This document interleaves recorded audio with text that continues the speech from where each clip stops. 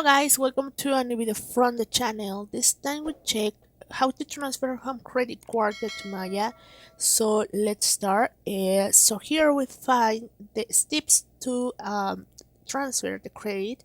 So the first one is select bills option on the Maya's app home page. Then tap all loans and then tap home credit.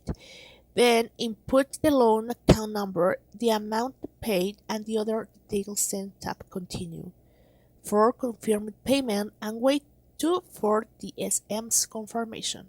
So you can use the SM confirmation as a reference number to help keep track for all your payments.